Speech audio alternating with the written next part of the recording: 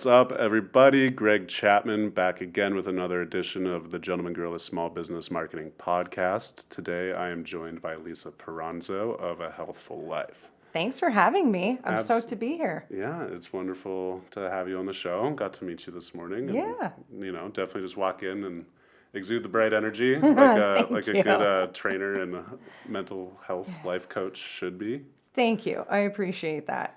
I like doing this too, so I'm very appreciative to you for having me on. Oh, well, that makes me happy. Oh. I think that's the beginning of a great conversation. Right, and it's the beginning of a great week too. Good. So what's going on this week then? So sounds like you're going to have a good week. I am. Well, a few podcasts, including yours, which I'm stoked about. I'm going to get to talk to Abigail tomorrow, and we love her, so I'm Shout stoked out for to that. Abigail Sinclair of the Mhm. Human Network Connection. If you have a podcast or a radio show or you want to be a guest, definitely hit her up. She's the reason we're talking today. Yeah. She's amazing. Mm-hmm. And then training, working with clients, teaching some virtual classes, all the good things. Nice. And then you said on top of that too, you got to be dealing with some at-home over the internet education. Yes. I'm surprised. I recorded a podcast last week with another gentleman, equally as phenomenal as you. Oh my. And everyone is like so interested in this distance learning thing that my daughter is doing. Yeah. I mean, shout out to the teachers.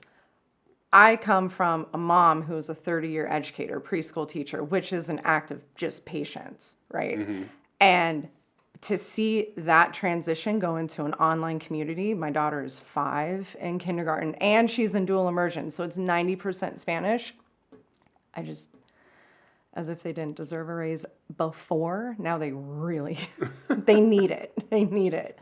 I've never seen like this level of dedication and commitment to kids learning and making sure that they're hitting all their milestones and doing all the things. And then, you add in the, technological component, you kind of get that. Right. Yeah. I feel that people have been taking teachers for a loss for the last decade, at least, plus probably a lot longer. Yeah. I think people don't realize how much work goes into I don't taking think care they of realize that how many children. vital teachers are. Everyone had a teacher. Mm-hmm. Bill Gates had a teacher. Like, we need to give them a little bit more credit for the stuff that they're doing.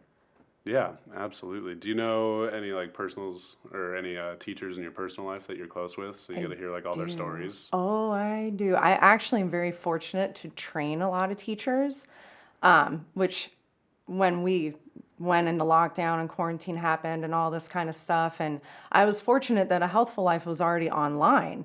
So my crazy idea from 2 years ago of what the fuck are you doing? Starting a business online, all of a sudden became genius because I can just step into that virtual space in an even bigger way. And everything was in response predominantly to them and what they needed because they all moved online, but they also needed that health component. I need to be able to work out. I need to be able to burn off this stress. So we started teaching everything online.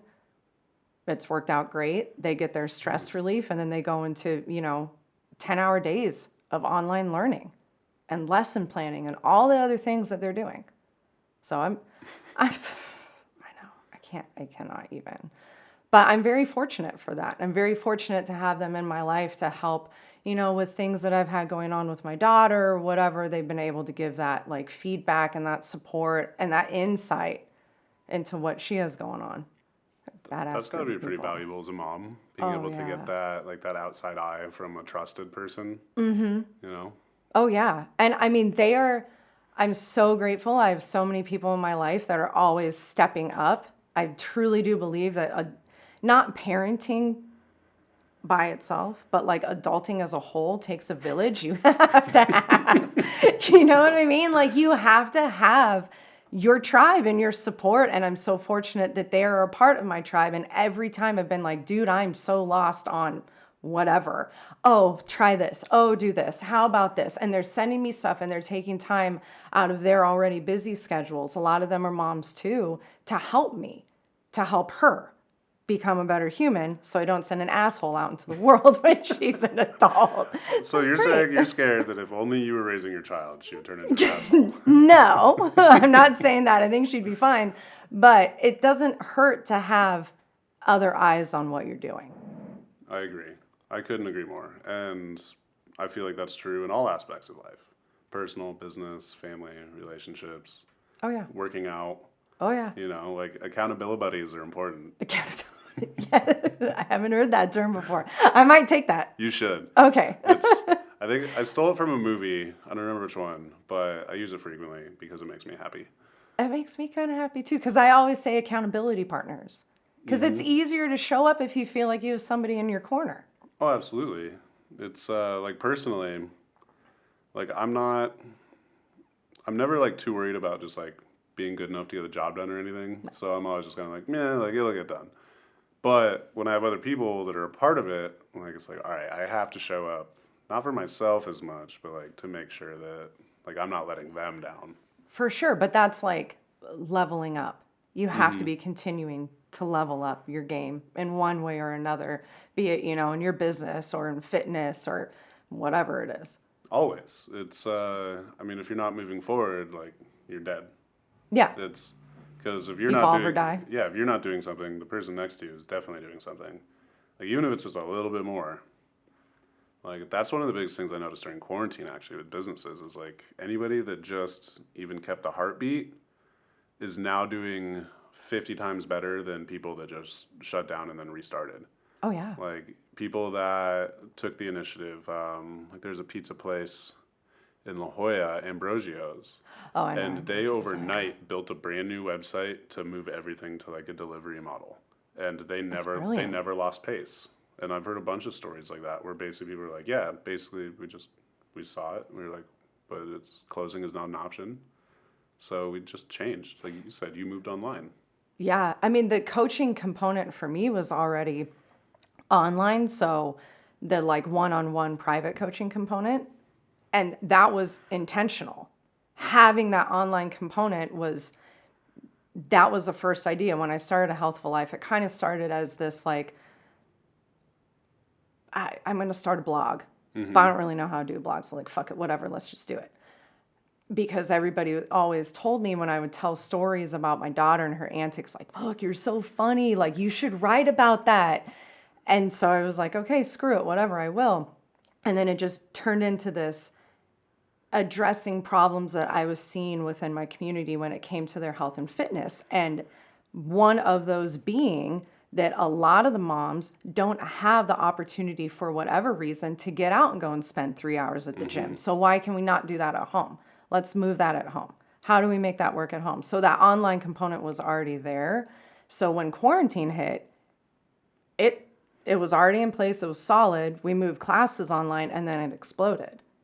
But I think the hard thing with the quarantine was, I don't think I've used unprecedented as many times as I have since freaking March. That was not in my vernacular. Or what's the other word? How are you pivoting? Oh Jesus! God. Like, and it's like you feel so stupid, but you're like, there's literally no other word to describe what's going on, and it's like, yeah, pivot, or unprecedented pivoting. Unprecedented. But the thing is that like you're moving into this unprecedented time, and all this weird shit's happening, and all of a sudden we're wearing face masks everywhere and 6 feet and all the things. And it can either propel people to be like, fuck it, I'm going. Or to be like, I'm just going to step back. I don't know how to handle it. It's very overwhelming to me. This is daunting. I'm done. And it's going to go one way or the other. Because what you're seeing with business, I saw with fitness. It was either like, I have all this time now. I'm working from home. I can make my own schedule. I can work in the flexibility of the kids. I'm just going to do this. Or, yeah, I'm not. I'm just not. I can't. I'm sad, I'm depressed. And neither feeling is wrong. But the point I was making to my clients constantly was like, are you going to maintain? Are you going to progress? Or are you going to regress?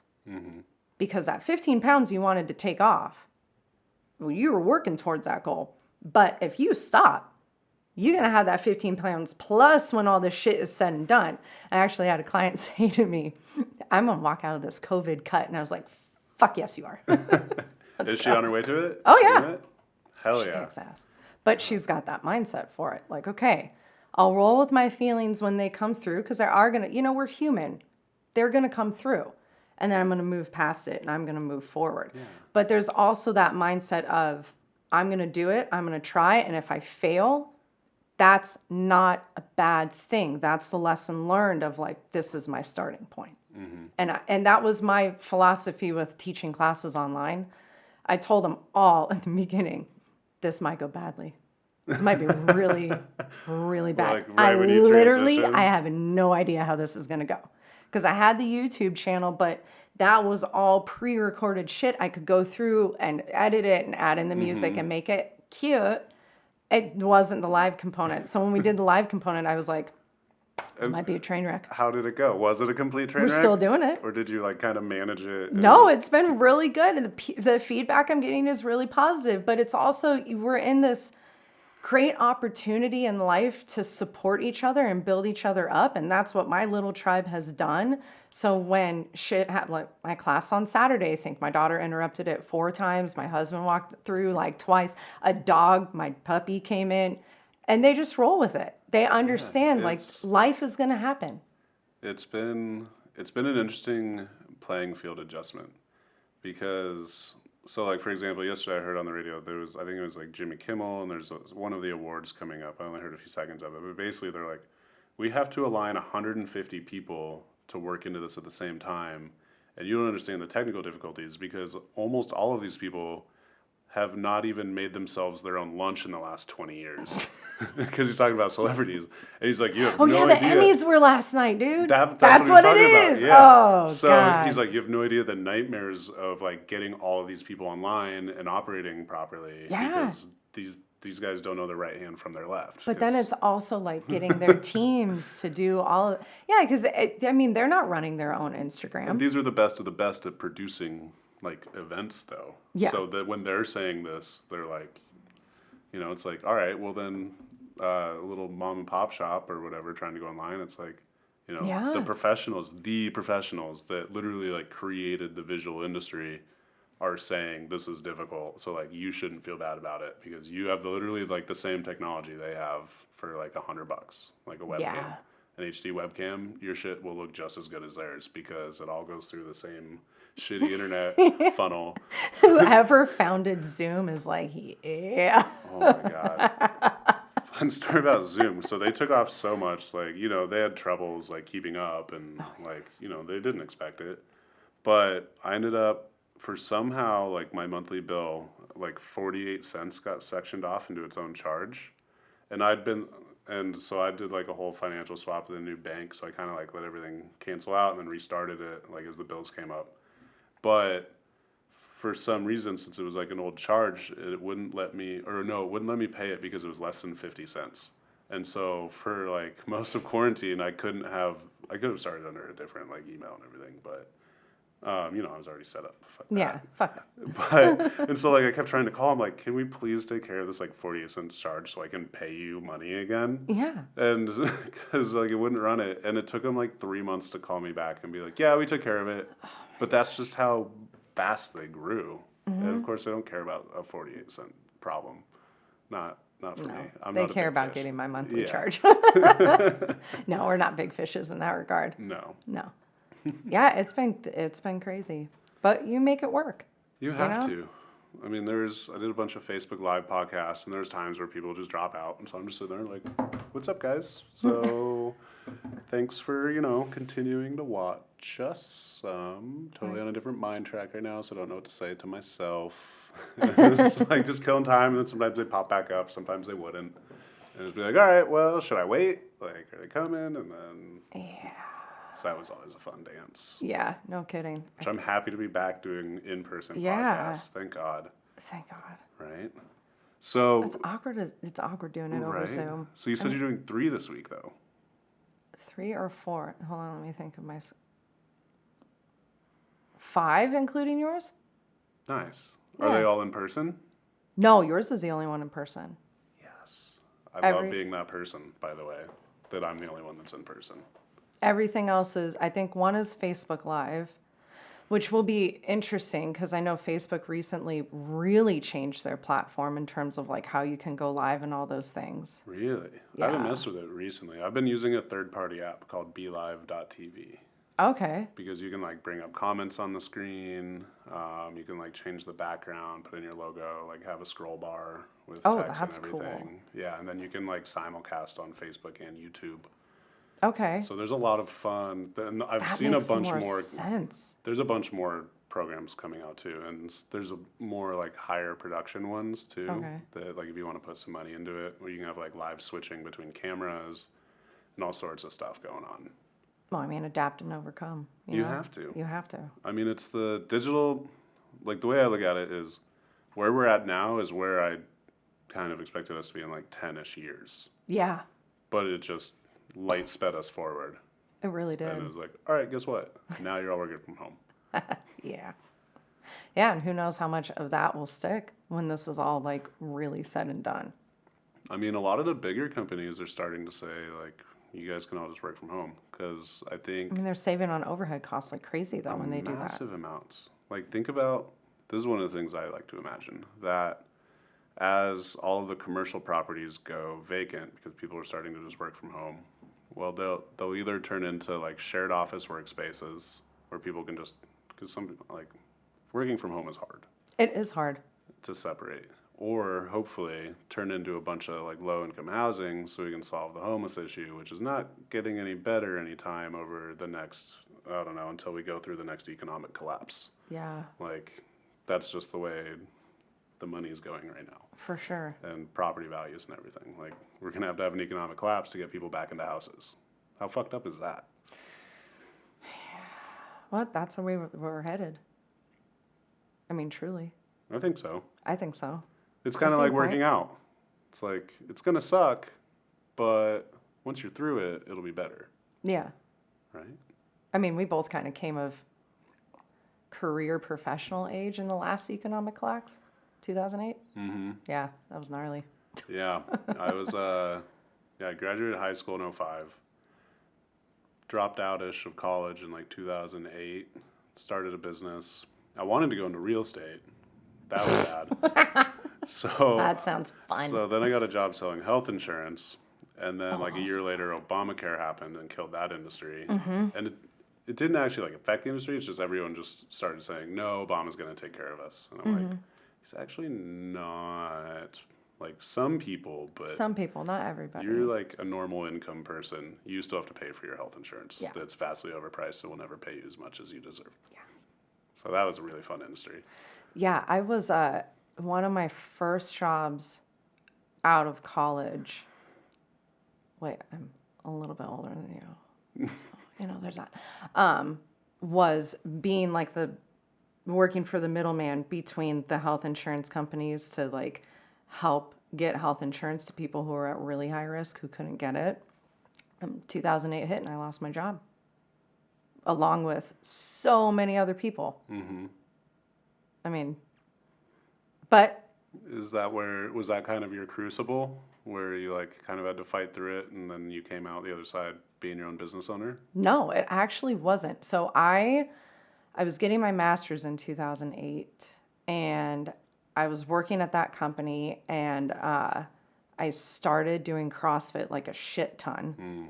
And that was the first certification I ever got for fitness was CrossFit. And I started training San Diego PD after that was like my side hustle. But it was what I was passionate about because, you know, we were talking about injuries earlier and stuff. And I didn't walk for almost a year because of an injury I got that was military related. You're like, oh shit. I know, I can go in the background if you want me to. I do, and I think they do too. So I enlisted in the military. Actually, hold on, what's the date? The 21st. I enlisted in the military in 2001. Like last week would have been my anniversary enlistment date. So you were like immediately pro 9/11 enlistment. No, I was talking to recruiters prior to that. You can't just okay. like go and walk into a recruitment office and be like, I want to sign up. This shit's not like the movies. You have like aptitude tests and all these things that you have to go through for them to be like, okay, yeah, we'll take you. So I went through all of that and they were like, you scored really well on this aptitude test. Would you want to go to college? We'll pay for it. And then you owe us 4 years. So they had me go ROTC. I was like, fuck it, why not? I was only enlisting so I could go to college. So I might as well just get that done, do the 4 years, work on the other degrees, and, you know, my thought was 20 years down the line, I'm going to have a government pension, healthcare for life. And this is crazy talking when you're an 18-year-old, Yeah. right? And all of these degrees that I will not have had to have paid for, but I'll also have the experience. Cool. So 9/11 happened. I enlisted the week after that. And then in 2004, I was on a training exercise that ironically enough got delayed because of that. Were you here in 2003? No, I was in Denver. Okay, so in 2003 in the fall, right around this time, San Diego like literally caught on fire. It was the cedar brush fires. Google it. Dr. Google is your What friend. part of San Diego was that? Like pretty much all of it.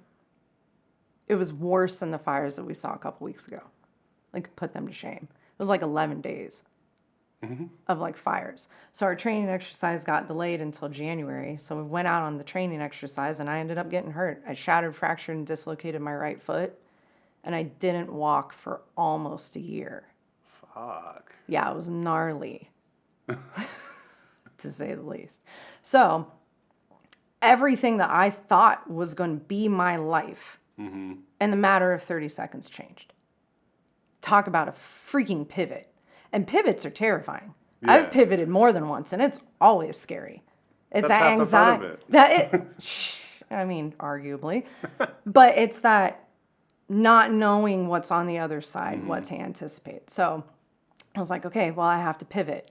Thankfully, going back to the village thing, I got to pivot with a whole lot of support behind me so that I could make that transition and not feel like I was, flailing and drowning in the ocean.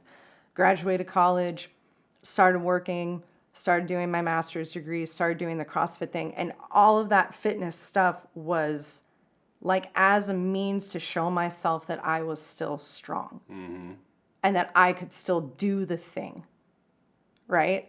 But then it was me doing the thing with this tremendously huge fucking ego of like, I can still perform like the person next to me who's a Navy SEAL on Team 6 and like this, and their athletic level is like through the roof. Yeah. Because that's who I used to work out with.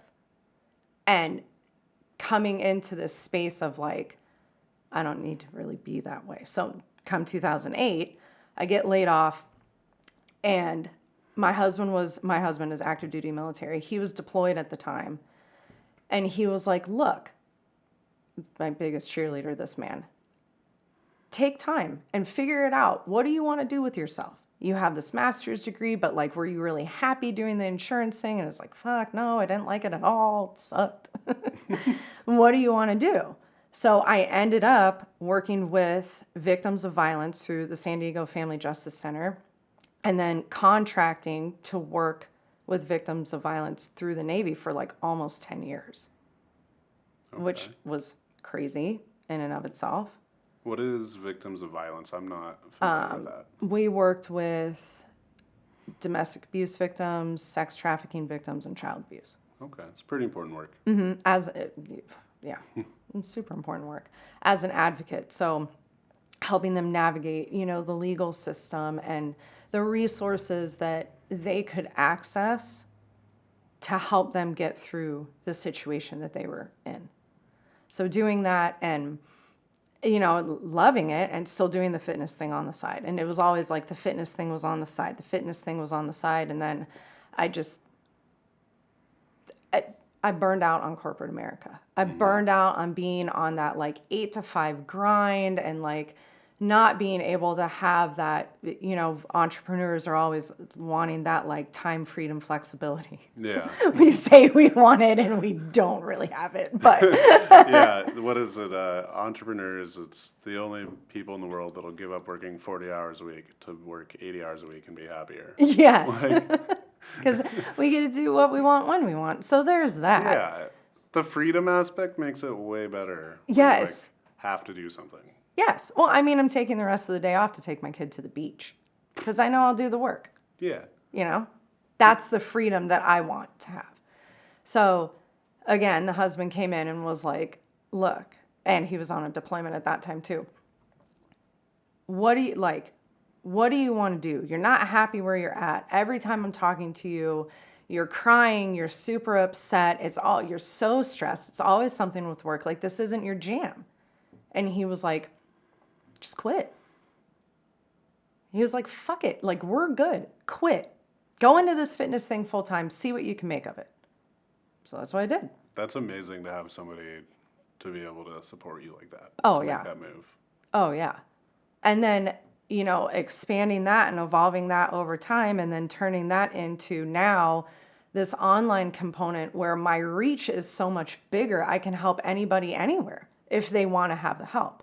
But I become their accountability partner in essence to get them moving and get them healthy wherever it is that their, goals are laying with that fitness component, that health component. And it's been rad, but a lot of pivots.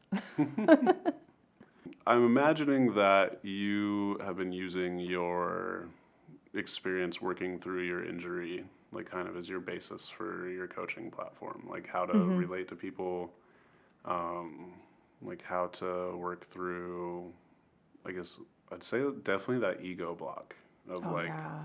I don't need to do the hard work because I was good, or people just think that they don't have to, or Yeah, you know. definitely. And also from the standpoint of like, it's so, any industry that you're in, I don't think it's just fitness. It's so hard to not compare yourself to the person next to you. Oh, I should be at that level. Oh, I should be doing that. And I've talked to my clients a lot about how, especially with the influence of social media now, you go on to like your search feed on Instagram and it's like all these people, and especially when COVID hit, coming in, they're like at home workout shit. And, she's postpartum like 4 weeks, but her six pack is back, but she's got like 6 fucking kids. And like, how is she working out that much? Like, but also I don't know how to do what she's doing because there's not really a solid explanation. There's no guidance, and there's no feedback that I'm even doing it correctly. Mm-hmm. And for me, and when I moved out of CrossFit and I started moving into the other certifications that I've gotten since then, it was being able to let go of my ego of where I thought I should be and embracing where I was and seeing the strength that I could build from that point. Like really coming into this place of showing respect for my body and what it was capable of, and not feeling less than because I couldn't do what the person next to me was doing. Because, like we were talking about injuries and stuff earlier, you got a friend. Everyone comes to this from a different starting point, and you can't expect that person A is going to be able to do the same thing as person B. Even if they're both injury free. Bodies are built completely different. Like, we're all one of one. Yeah. Our capabilities will be different. And there's beauty in that. And there's strength in that. There's a tremendous amount of resiliency in that. And there's a whole lot of fucking power in being able to step into that for yourself. So it was more of approaching fitness from that place. So it becomes, with a healthful life, it becomes even harder when people are like, well, what do you do? And I'm like, oh, I help you get strong. I help you do whatever it is that you want to do. I don't do the cookie cutter thing. Yeah, you're not just making a workout for the week for your whole class and being like, here's your workout of the day. Like, I mean, I post that shit on Instagram for sure all day long. But if you want to know how to make it work for you to see but results, if people actually want to pay you, then they get the individual tailored to. And the other piece of that too is, tailoring it to your life, because we all have different circumstances. You and I have a lot of flexibility in our schedule. I mean, we're sitting here on a Monday morning recording a podcast. Yeah. Most people are at home with their kids, working from home, doing the distance learning thing, whatever. How do you working out into that? I like to say, because I have people ask me, it's like, do you have free time? It's like, when do you have free time? When is your off? And it's like, I don't have free time, but I'll make time for you. It's like, I will happily make time for you. Like, that's not an issue. No, not at all. Like, I don't have free time. No. Like, there's no such thing. No, time is your most valuable asset. Depends on how you want to use it. I'll make time for you if you're worth my time. Exactly. It's, So I have a, so like I work with small businesses and help people kind of own their, own their own lives like within business. And I'm seeing like a lot of similarities between like personal training.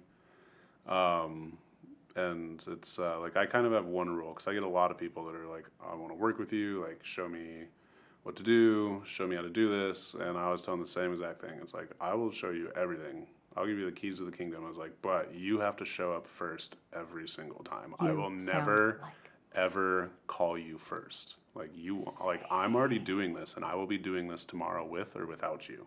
If you want to be here, you can be here. And I promise you, for every ounce of energy you put in, you'll get two back from me and my team.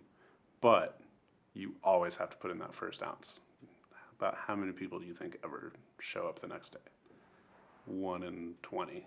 yeah. Like, it's just rare. Like, people, you can't make somebody want to, or you can't make someone act on their desires to change. Like, they're the only people that can motivate themselves. You literally, I say the same thing to my clients. But that, even taking that first step, that's the first step in the pivot. Mm-hmm. I need, It's, need a new word than that. Like, what I know. other word I can we fucking use? hate it too. It's But okay. We're gonna make it work. Yeah. Pivot. Fuck that word. Yeah. Jesus. Steps forward. Taking that first step forward is showing up. Mm-hmm. I mean, and I tell them the same thing all the time. I will give you every single tool in my toolbox because why not share it? I am doing nothing if I'm not making the people around me better and what their version of better is, not mine. Yeah. If I'm not helping them step into that space, the fuck am I doing? Why did I spend all this money on all this education, on all these certifications, on all that? What am I doing?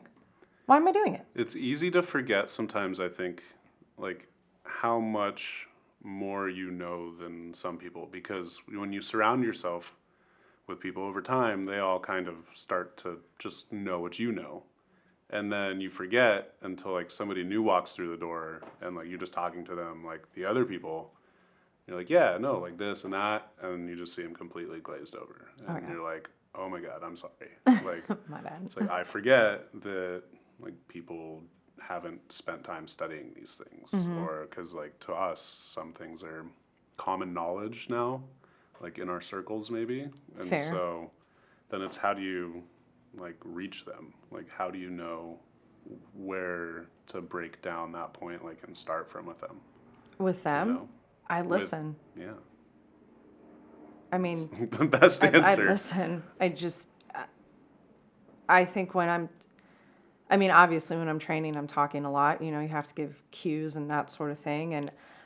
But my biggest thing is listening to them to see where they're at and then addressing whatever that pain point is from there. Because I don't, as much as I love all of my clients, like my private ones, I don't want them working with me for forever. Mm-hmm. That's not my goal. My goal is, okay, where are you at right now? I want to hear what you feel like is holding you back. Your excuses, I guess, as it were. And then how do we address those excuses? How do we make that change from there? And let's not have it be this crazy, unsustainable way of doing life. Yeah, you're not trying to make somebody like a stage presence for a physique competition. No, Like this is gonna be you in 6 months. Don't be the asshole that shows up to the restaurant with your own food. That's not what I want. Yeah, dude. I know. I think You work in the restaurant industry. How pissed would you I think be? I've actually seen that a couple of times. I'm You're sure just that like, you have. you can't bring that in here.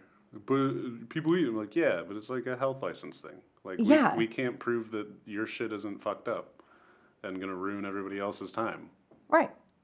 You're a liability. You're a liability. But, you know, it is that, like, how can we just take incremental steps to you getting to the point where you want to be? So basically, you're making it, I guess, like easier to digest. Yeah. Instead of them just like looking at this giant hill and just being like, I don't know how to climb that. Exactly. Well, I mean, think about these, Here's like, the trailhead. yeah, here's step one. Get out of your car and close the door. that is the hardest step. And then lock it your car And because throw away the keys your because you're shit will never get going stolen. back to your car. Proverbially. Don't Right. actually do that. Yeah, don't. please don't. We're not helping you find your keys after this. No, Okay, we're busy. that sounds terrible. The grass is too tall. It's nature. Don't do nature. But it is that, like, I want them to get to the point where making those changes just feels natural. Implementing whatever they need to implement just The feels 1% second better nature. everyday mindset. Yeah. Not even. Dude, you give me 0.5, I'm fucking happy. Like, Yeah. let's be realistic with life is going to get you sometimes. I saw a stupid little thing where it was like, I don't remember after how many days, but it was like a 0.01% change. And it was like 0% change stays at 0 after, I don't know if it was like 60 days or something, but a 0.01% change turned into like 37.5. Like that's a huge difference for doing like almost nothing more. Right? But at the same time, you're doing everything more. Yeah. But then it's by the time you're at the end of it and you're at that 37% or whatever, it doesn't even feel like you've done anything because it's been so small over time. That's why I love like random reunions with people. Because they will 100% be like, you've changed. They will like, people's first reactions will either be like, you got fat, or you got fit, or like, you look good, or something like, are you okay? What's going on in your life? Like, you can tell, like, if you've gotten better or worse based upon their perception of who you were the last time they met you. Yeah, It's like that a could time be borderline kind of insulting. And they're like, you look like shit. What the fuck is going on with you? And you're like, Yeah. that's rude. I mean, they might not be forward about it, but I mean, if you look good, better than you did, they're definitely going to tell you. If you don't, like, they might be like, how's your life? Like, how's work? You know, like, Are you stressed? it's like look in between the lines, like. Right. But that's why, like, for me, we don't see change in ourselves.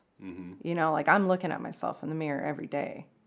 I make my clients take pictures at like, and they don't have to share it with me, but it is that mindset of like, you're not going to notice. The people who you see every day aren't going to notice for a hot second, right? We need to be able to see that change over time. Take the picture on day 1, take the picture on day 30, take the picture on day 60, whatever. Keep it to yourself. I don't give a shit. I don't need to see it. I'm not going to post it anywhere. We're not doing that. All This that is for matters to you. you is that you see them doing the work because you know what the results are going to be. Yeah. I mean, I did it for myself. And that's what I continue to fall back on. Like, if I can do this, you can do this.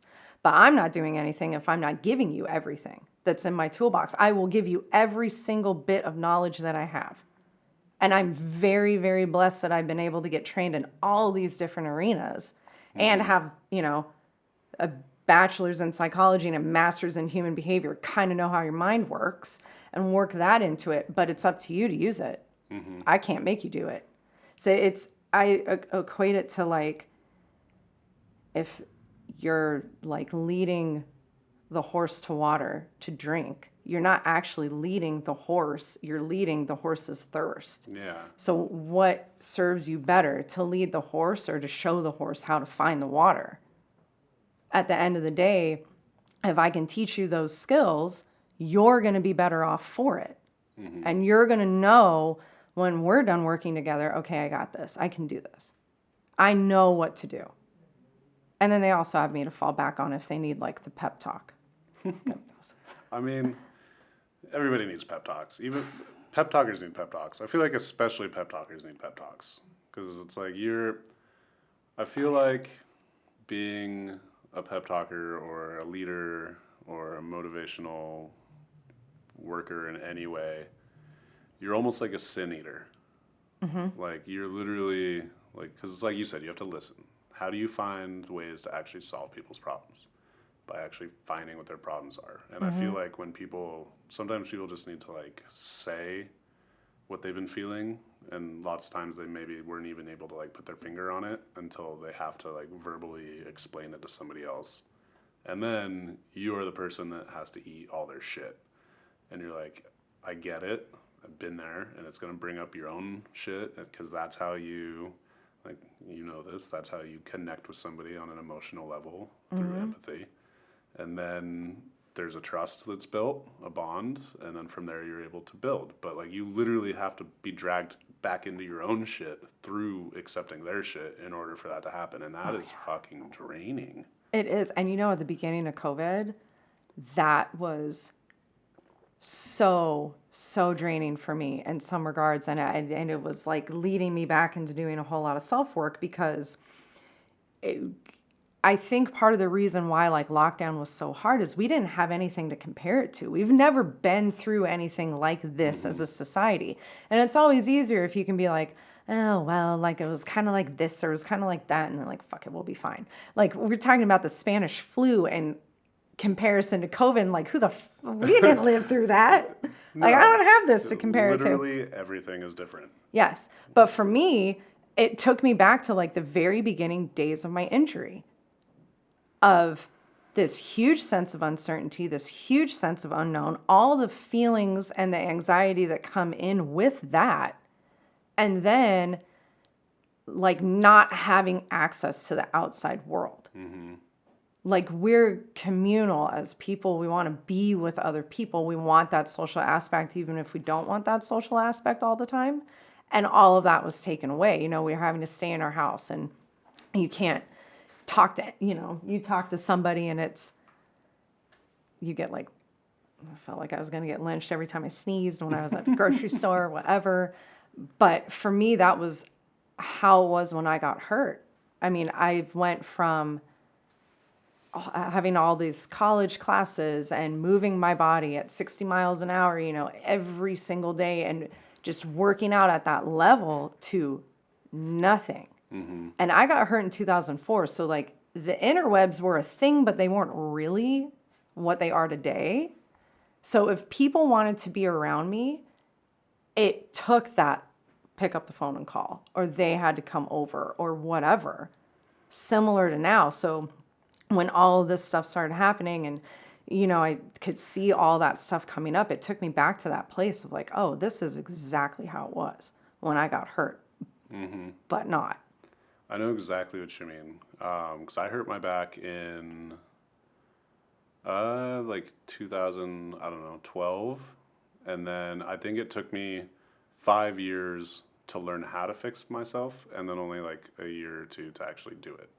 And it's like I wasted so much of my prime young athletic years just not knowing how to fix myself. Because you're right, like it just, I, the information wasn't as available, or I Right. just didn't know who to call, or I didn't know that I needed to call somebody. Like I didn't know that anything more than just like resting would not make it better. Right. You know, Yeah. is like having information, access to the information is everything. Yeah. And then it's a matter of stepping out of your head and stepping into your body with it and going, okay, well, I know these things need to happen, but I also know that these first three things aren't really going to work that well for me. Mm-hmm. Maybe they would work for the person next to you, but they won't work for your body. Yeah, and I get that. I've always had like every massage therapist or person that like has to work on me, they're always like, Jesus Christ, like what do you do to yourself? Like, I don't And it's like, know. I don't know, but you're probably gonna need some more elbow in there. Muscle alignment issues. The other night, actually, my friend just started dating. She's like a naturopathic doctor, but we were talking about like kind of realigning ribs, and she's like, "Yeah, I'll check." And I had two out of place, and one she popped back in, and I'd been waking up with like lower back, like just pain for whatever reason, like I couldn't figure it out, and for like a month, like not terrible, it'd go away after like 20 minutes of being awake, but haven't had it since. Like apparently I just had a little rib out, and then I had another one higher up, and she's like pushing like elbow, and she's like, yeah, that one's not going in. I'm like, that one's probably being held out by my muscles being all tight. Probably. Like it's literally like pulling it out of place. And it's Oh, like, yeah. that's probably a big reason like why I have a problem doing like overhead squats. Oh, yeah. It's like probably that right there. Probably. My back kind of goes like this when I try to do like overhead squats and stuff. It doesn't work. Yeah. Like, so when you talk about people's bodies, like everybody's a little bit different. It's like I just learned about my ribs being popped out of place that you can put them back like 2 days ago. And Yeah. one of them immediately solved an issue for me that I've been having for like a month and a half.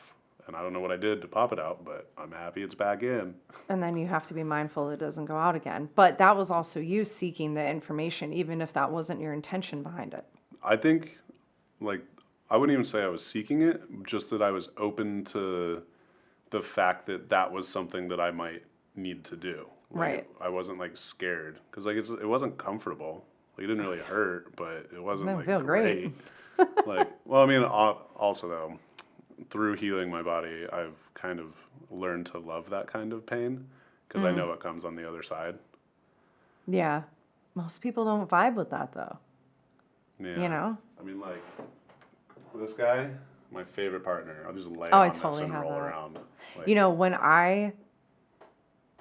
my foot doctor, she has now since retired, which is unfortunate because she's amazing and loved her. She was exactly what I needed at that time. She was like the right amount of assertiveness and like really strong bitchiness to get the job done.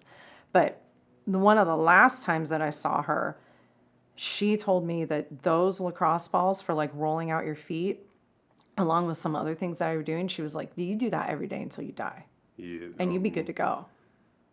rolling out the feet is like the best thing in Yeah. the world. Or even if you just have like a tennis ball, like it doesn't need to be as hardcore as a lacrosse ball. It does Like, need to be as hardcore. You can level up. He's wrong. You can level up. You can level up. Start easy. Yeah.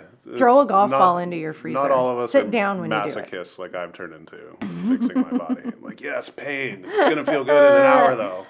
You have to not overdo it. But you can start easier than that. Like the first thing that I did was taking a golf ball, putting it into my freezer, and not standing on it, but sitting down. And then you can control the amount of pressure down because you're sitting. So it's not like the vertical weight just pushing down. Did you just say freezing the golf ball? Mm-hmm. Please go on. I am so intrigued. No, Like, if you what does freeze that the golf, do? it takes away the Just like- inflammation because it's frozen when you bring it out. Oh my God, I love that. Yeah, but you could use that. I mean, you could freeze. I don't know how the rubber would work. I haven't tried a lacrosse ball, but I might now. Now I'm They even thinking. make ones now that are like conjoined, and so you can roll them up and down both sides of your spine. Yeah, at the because same you time. don't want to roll your actual vertebra. That's bad. I've wonder. I've accidentally done that a couple of times. That Yeah, it didn't doesn't feel great in your body at all. No, I wonder how the lacrosse ball would work if it was frozen. Now I kind of want to try it. I don't know. It might get brittle because it's rubber. Right? I don't know if they like test those for being frozen. The golf ball works really well, or even just like water, not this, but like a water bottle, and you can freeze that and then roll your feet that way. But then the cold compression component will take away inflammation. I'm 100% gonna try that. He's gonna be texting me tomorrow like, dude, it works. I'm gonna I know. pull out all those range balls from my bag that I stole and freeze them. Yes, Yeah. I'm a range ball golfer. I am horrible. I lose all my balls. So that's, in my opinion, I'm Worst like just golfer of giving them all back to time. the golf club. You really are. I suck at It's like, golf. I'm just gonna borrow this ball for a couple holes. Don't worry, you'll get it back. I'm not like big sports athletically inclined, contrary to what most people probably think about me, and I'm also not competitive. Like, I don't give a fuck. I think you get a gold star if you show up. Okay, Like you said, that's getting out of your car. That's like the bigger battle, right? it 100% is. Yeah. You know, Yeah. I mean, yeah, I feel like because I always played sports growing up, and I definitely still feel that urge. But I feel when you're young, it's more of just like you have so much energy that you just need to put it somewhere. Oh, yeah. Like it's Although my daughter, with all her energy, we had her in soccer, and she told me, I can't do this anymore. And I was like, why? And she goes, I just don't want to sweat. And I was like, okay. that's hilarious. I just don't want to sweat. I just don't want to sweat. I mean, you can ship her off to like North Dakota and be like, all right, go play up there. You won't sweat, I promise. Go out in the middle of the winter. I mean, you do a little bit, but No. I went to college in Wyoming, and so it was Oh, that's it cold. was very cold. There's nothing like running practice at 10 degrees, and No, I'm out. That can't be doing good things to your body either, though. there's a lot of people that swear by cold training. I know. Like- Wim Hof. Bro. Good name drop. Thank you. You're welcome. But yeah, like I was just reading, there's a wonderful documentary that I watched the other day. A guy like basically becomes friends with an octopus off the coast of his house. It was it was an was good? entrancing show. I loved it. Okay. but he goes diving in the waters, and he just wears like shorts because he wants to be aware. And he's like, it takes you a little bit for your body to get used to it, but then you start to crave it. And he's like, you have about 15 to 20 minutes before like it starts to get too cold, but he's like, your senses are all extremely heightened. Like you're very sensitive to touch and feel when it's cold. And so he felt like he was more aware of like the movements in the water around him, like not having the wetsuit and just having that cold water because his It's body like was that just more tactile alert. feedback. He's increasing his proprioception. Those are words that I don't know, but I like where you're going with this. It's the awareness of how your body moves in space. Oh, okay. Yeah.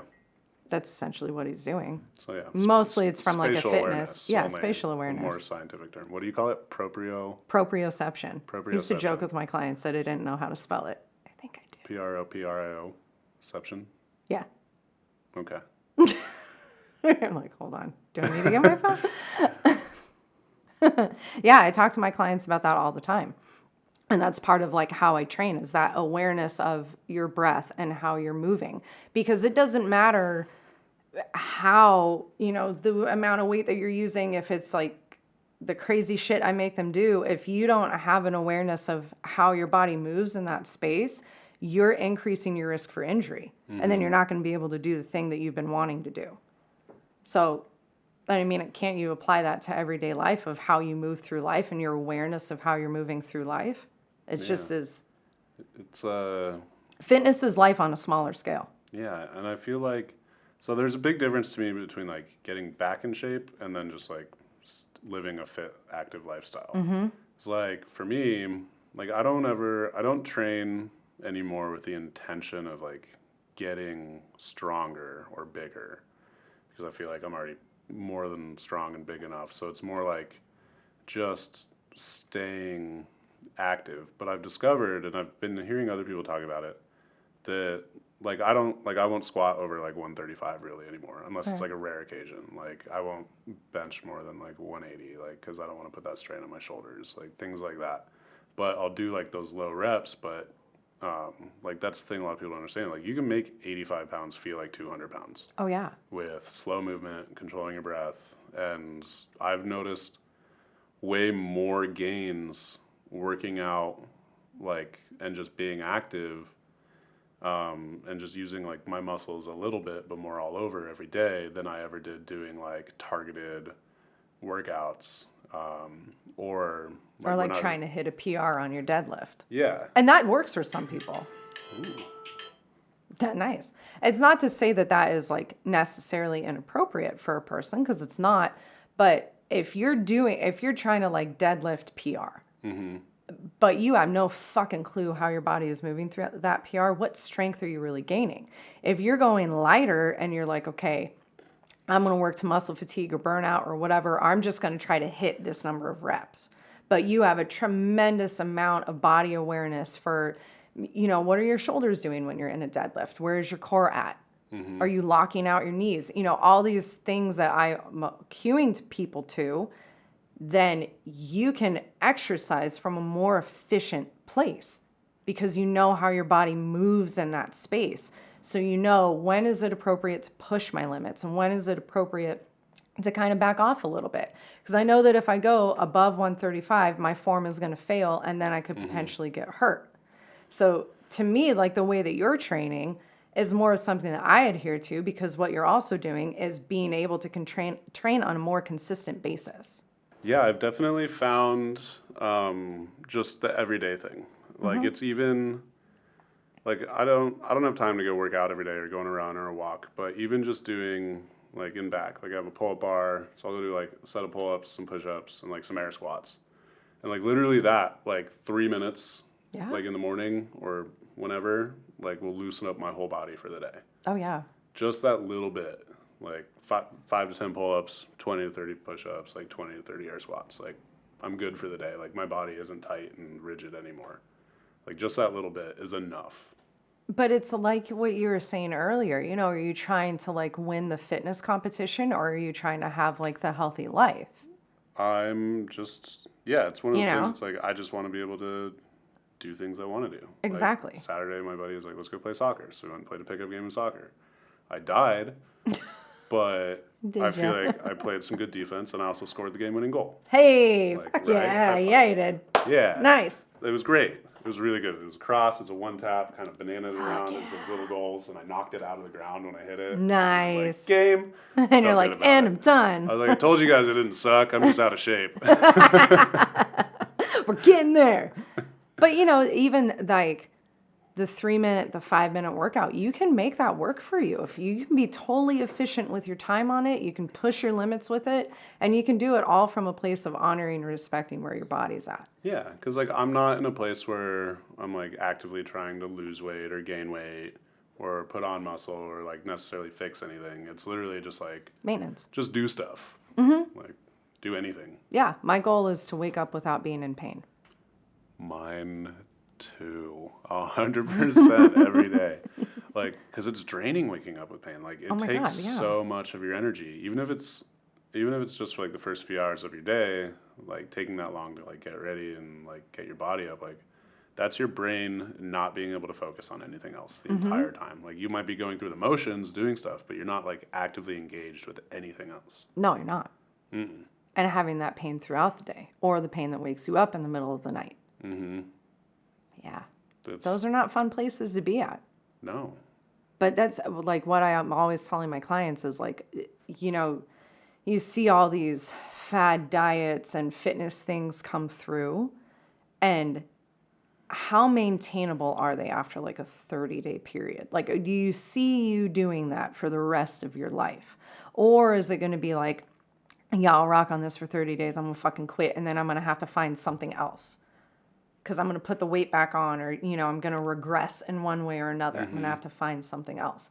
I don't want that. I want this to be the beginning of you getting a healthy lifestyle that you literally maintain until you die Yeah. and can pivot with you. That word. Yeah, that was a big change I had to make because for me, it was always sports were the reasons for exercise. So it was Yeah, no, I like hate you sports. run so that you can be better in like with 5 minutes left in the game and like be a playmaker. You lift because you got tackled by a person you shouldn't have or you missed a tackle or like, so it's like I can't let that guy be stronger than me next time. And then when you lose that, like for me, it was like, where's the motivation? I was like, I don't even like, because that was how I trained my brain to find my motivation was always like being better for the game. And then when the game was gone, it became personal. And so I had to, that was part of it too, was like, because I kept trying to jump back in, like you said you did. And I'd be like, yeah, I'm feeling good. And I get a few weeks in and then like somewhere. And it was like, because And talk it about all the wasn't other aligned injuries yet. I got Yeah. after my foot. Oh, yeah. Because the one injury will create like a cascade of injuries. Oh, that were, yeah. like you didn't even know were injuries, but you were so fucked up.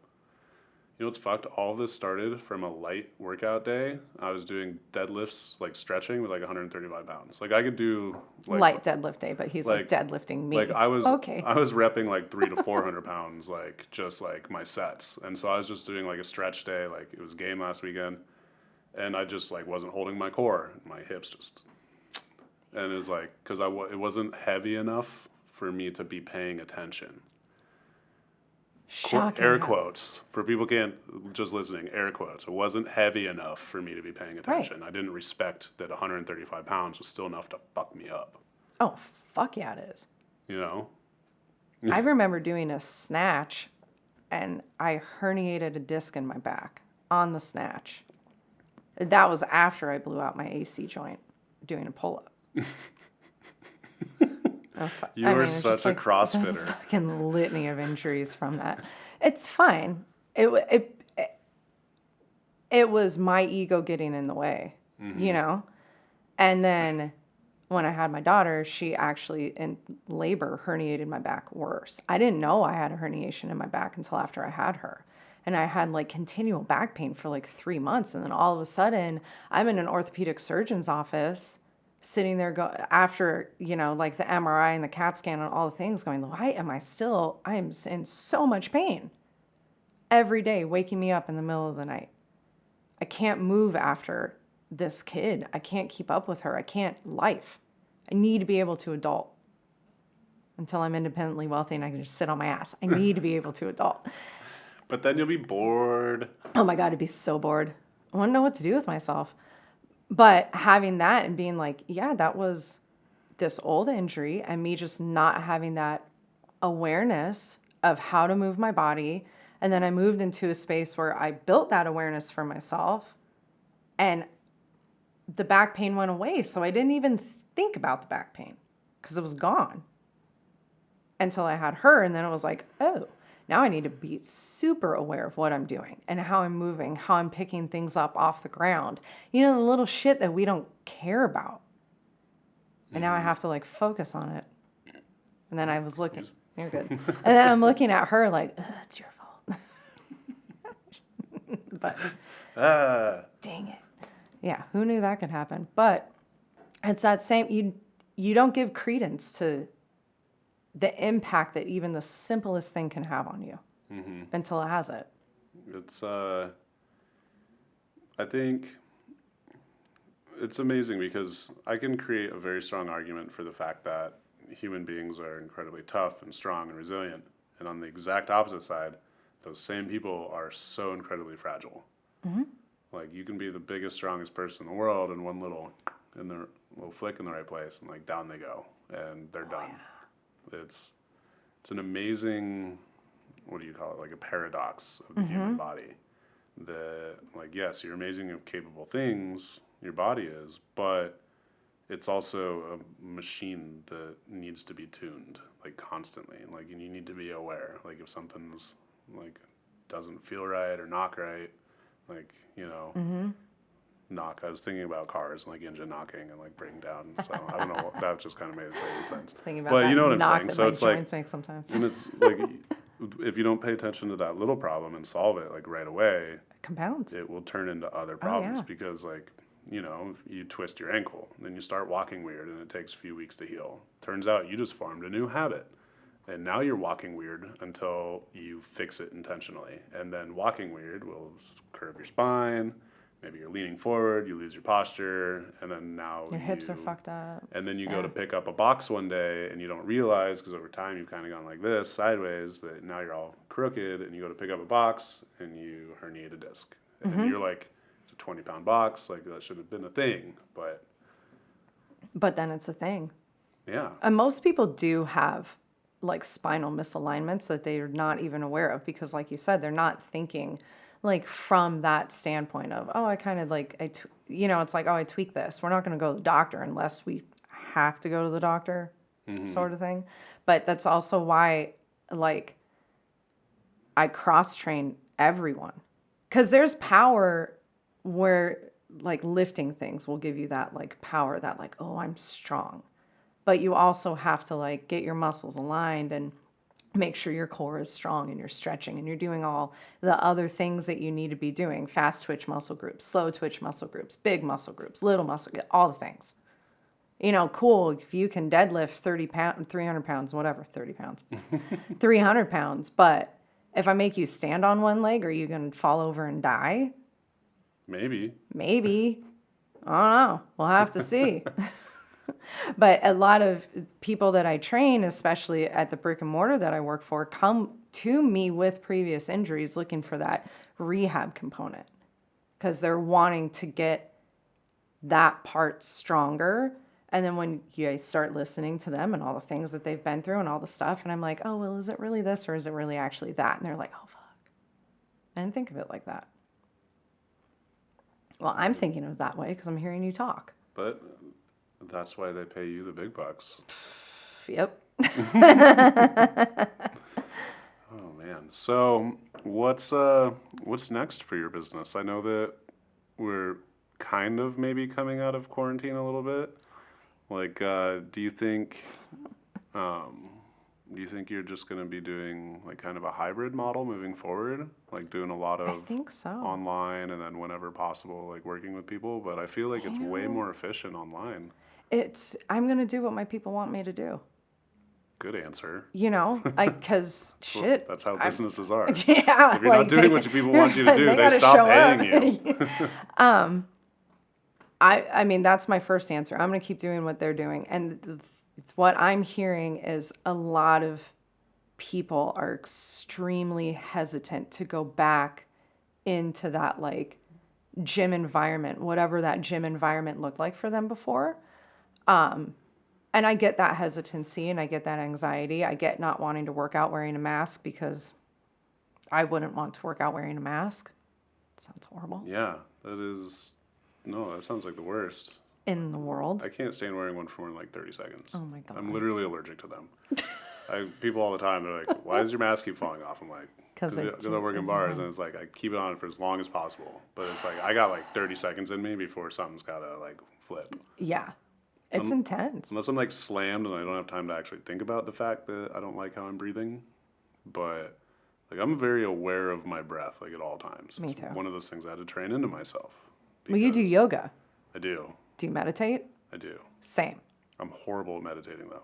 Everybody is. Yeah, it's Like, yeah. it's not a Western culture thing.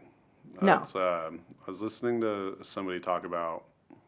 They were telling a story about talking to like a monk, and they were talking about like how long it takes like monks to reach like a certain level of enlightenment.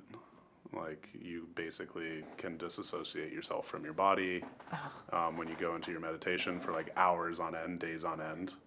And they're like basically it takes somebody that grew up with learning about these things from birth, like most of their life to be able to reach there. And he's like, anybody from the Western world, it's impossible because you were just wired wrong to be able to understand that you are connected with your own body on that level. Or maybe we just need to change the wiring. I think you're correct. I think, My kid meditates. see, this is such a new thing in our culture. And it's amazing though, because like like a few years ago, I think some schools started doing like in detention or whatever, or timeout, whatever they do to kids. They started making them meditate, and they found that like those schools, those kids were like doing way better. Like they just started having tremendous increases in like their test scores, their attention spans, like their ability to participate and group activities, things like that. But you were also talking about like having that awareness of your breath. And that is such a big component to a lot of different kinds of meditation, like that breath awareness. Mm-hmm. And it's a big part of yoga, having that breath awareness. And it's also a big part of Pilates, which is another thing that I train. And I've never done Pilates. oh my God, your back would love it. See, I grew up, when I think about it, I think of 90s soccer moms, and I get embarrassed thinking about imagining myself do it, because that's No, just like don't. what's I bred into train me. so many guys. I really do. My husband included. What is Pilates like? It's like a lot of cardio movement, like body movement, right? It's totally low impact. And the purpose of it is to move your spine in 4 directions. So forward flexion, extension, rotation, and then lateral flexion, side to side movement with the awareness of the breath. And it started actually as a means of rehab. Okay. So Joseph Pilates, was rehabbing soldiers after World War I on a twin mattress. And he took the springs and essentially made like the first Pilates reformer. Interesting. And Pilates and yoga is how I have always rehabbed my injuries, foot included. That was how I found it in 2004. And I started doing that in yoga. And I've always had that component. You would love it, dude. You God, try see, like in Colorado, moving to California really made it like more socially acceptable, like as a man and an athlete to go do yoga. Oh, yeah. Like, because Colorado, as much as they want to be like a Western state, they're very much still like kind of farm cowboy attitude, especially like in the pre-digital era. Like that was just tradition. Like you're tough, you don't cry, you don't show emotion, And you you play sports, football. you fight, like you do that stuff. And so like yoga it was very feminine. Like you get picked on, like if you were a guy and you did yoga, like you get made fun of. And so it was very, like I did it a couple of times, but it was never like anything. Like I didn't see the benefit of it because at the time I was like very in shape. Like I remember the teacher being like, and some of you might need blocks. And I'd be like, what? I was like, I have amazing balance. I'm like, I'm an athlete. What do you want from me? I'm like, this doesn't do anything for me. But obviously that comes, I was just in too easy of a class for like, you know, because now I know yoga destroys you if you're Dude, doing the it's right level so of hard. it. Like, Yeah. because once you're doing it right and you're using your body, like your body works against itself. Like you can do the same routine every day, like a different movement is going to work you differently because your body is balancing itself through motions. Yeah, it's similar.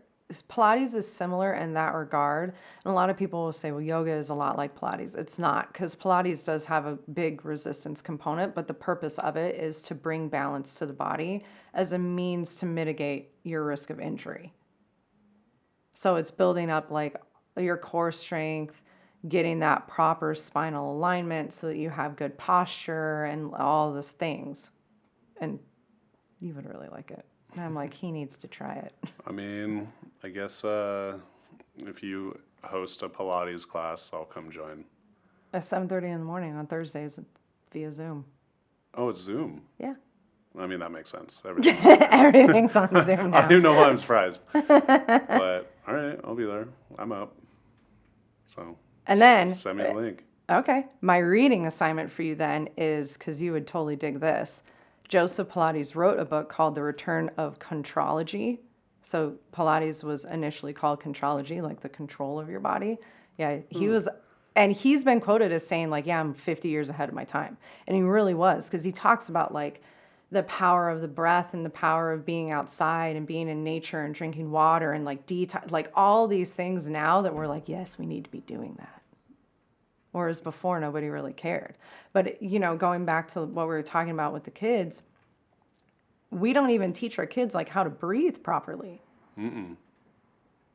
It's this like shortened breath, and then they get this like anxiety as a result. They need to be able to like let it go. There have been many times just like awakenings. First time, I was lucky enough that I did sales early on, and that one of my coaches or leaders, whatever, knew about like just doing some deep breaths to calm your anxiety. Because we go door knocking and be like, knock, step back, take 3 big deep breaths, and then he's like, you'll be fine. Like it'll take all your anxiety away. And so like, luckily I knew about that. And then you get into like another teacher, because I'd always done yoga breathing like from the front, and then someone was teaching me about like side breathing, so you're expanding your ribs sideways. I Like teach this a is how lot your of lungs lateral actually breathing. expand. Like they don't. This yoga They don't is go wrong. out. They They go sideways. I was like, that's okay. I'm like 30, and I'm just learning that this is how lungs expand. And I've been using my body actively my whole life. Nobody's ever told me that. because most people don't know that. Yeah, and it's just you're right. There's nothing wrong with slowing it down and taking a deep breath. We don't always need to come from this like preconceived notion of fast paced all the time, competitive all the time. I think fast pace is what gets people into trouble. And it's like even with like setting expectations for your clients and like how they're going to get there. Because a lot of people think like, oh, I'm just going to work out really hard for like 6 months and then I'll be good. Or like But 3 then months. after the 6 months, And because we're the microwave generation, we want to have the change now. You know, by the time they come and work with me, they're so fed up. yeah, They're fucking done. And then they want the change overnight. It doesn't happen overnight. And if you want it to be sustainable, it's going to take longer. That's like one of the first, because I screen all my clients. That's like one of the first things that I ask. Are you willing to take the time? This isn't going to be 2 weeks and you're posting on your social media this huge transformation. This is going to take time. Shit's going to happen in your life. I mean, I've worked with people and we're halfway through and some major life transition will happen. Okay, well, how do we keep you healthy through that? Because it's not going to be your last one. It's probably not even your first one. How do we make sure that you're staying good to go? Yeah, I mean, if you're a person that's doing personal development on any level, life changes come frequently and they don't come easy. Like it's every challenge you overcome, the next challenge is always harder, but you're always stronger. And it's just being able to have that attitude of not really aiming for the goal, the big goal at the end, but just like this micro goals, being like, this is just what I'm doing today. And you don't really have to have any intentions outside of that. And all of the right things will come into place. Like with patience and effort and then everything will over time Yeah. just come in the right place, It's the the right same. time. Yeah, it's like the same thing with business. You have to celebrate the small victories. Because they're rare. They are rare, Like, but they're there. oh, yeah, they are there. They're absolutely there for the people that put in the work. Because And I even have to remind myself of that. Like when I think about, you know, where I want a healthful life to be, where I think it should be. And when my ego starts getting in the way, and then I feel like, fuck, dude, I'm not doing it. I'm not doing enough. I'm not. And I get down on myself, and then I'm like, hold on, like check it for like a hot second and think about what you've built from when it started. This isn't the overnight process. It's not even the 5-year process. It's not even the 10-year process. Just like anything else. that's, I think that's, so for the longest time, kind of like when I was young, it was always like I could just do stuff. It was fine. And then coming back from like the injury and rebuilding myself, I'd kind of realized like as far as business goes, I was more of a thinker than a doer. And then so I was like, all right, so start being a man of action. Like stop worrying about what you're gonna do and just start doing. But then like kind of the mental change was one day. I'd been kind of like in the same spot for like a year, and I was like, all right, like this, I didn't move forward. Like I'm doing something wrong. So basically, what I said was like, I'm not seeing the changes day to day, but where do I want to be a year from today? And so every time I did anything, I was like, where is this going to put me in a year? And so, like, building everything back up from scratch, like building my business, building my body, my mental health, all of that back up was every action was this isn't for today, this is for a year from now. Like, every action today is for me in a year. And by being able to start judging myself and looking at myself on those timelines, I was able to actually see the changes when I trained myself to start thinking about me in time spans of a year. Like where was Right. I a year ago? Where was I a year ago? Where was I a year ago? And now imagine where I'm going to be in another year. It's like so it's there's never now. It's always like a year in the past, a year in the future, Right. or expanded past that. Right. And even for me, that like year in the future, I don't always look towards the year. I'm looking towards the next week, the next month. I have that year goal in mind for sure. Like it's always there, you know, but what am I doing this week? What am I doing next week? Those small incremental pieces of the puzzle that need to kind of go together before I can have the big thing happen. Because if I focus on the year out, that's too much. That's too overwhelming. And that comes with fitness too. If you focus on what change you want to see happen and that's all that's in your mind, that's too much. Well, I think it's not so much focusing on where it's like not focusing today on where you're going to be in a year. Like that's more of like a reflection moment because it's definitely more of like focus on the task now, but just understanding that I'm not going to see the results of this task for another amount of time. Exactly. So, yeah, so it's more just like what I'm doing now is, yeah, I'm putting all my focus on today because I trust that if I do this today, I'll be better off in a year. So it's not like as much of a focus as just like an understanding that today is an investment for tomorrow. Exactly. I could not agree more. I like it. Thank you. So I think that this was phenomenal. I think that we you. could talk for like 10 hours about this. We probably could. Probably. But where can people find you? Do you have a nice sign off that you want to tell anybody? Oh, super. I will say that, and the gift that I always give, whatever podcast I record or whatever, if you have listeners who come through to me and they're like, oh, I heard you, I will give them a discount for coaching. Okay. Because I want to support all of my people and all the things that they do. The easiest place to start is probably my website, which is ahealthfullife.org, or my Instagram, which is Lisa Peranzo. Super, super easy. And everything on the Instagram can link back to the website, vice versa. So you'll get all the things there. I did just release a Start Right Now guide, which is literally everything you need to make your workouts at home. So it's all of the intervals broken down for like how I look at them as a trainer, all of the exercises broken down by, parts of the body. And then I also threw in, I have a printable that's all the ab exercises that I used to rehab after I had my daughter through an emergency C-section. So that was cute. And then it also has a demo video with it, which goes through some of the more complex exercises, but it also teaches people how to thread intervals together if they have time to make a longer workout. So I would encourage your people to start there, to get it, go to the website, go to the Instagram, contact me. And if nothing else, like just drop in and say hi. I'm always down for the conversation. Yeah. She gets it. Just give her a call, give her a text, slide into her DMs, whatever it takes. Don't be the creeper in the DMs, though. We don't have time for that. Say hi. Please don't. I hope I don't have any creepers that listen to me, but You don't. No. I'm just not even going to think about it. No, we're good. Awesome. Well, thank you so much for your time Thank today, you. Lisa. Thank you again. Have a wonderful Appreciate day. you. You too. Thank you, everybody, for listening. Until next time.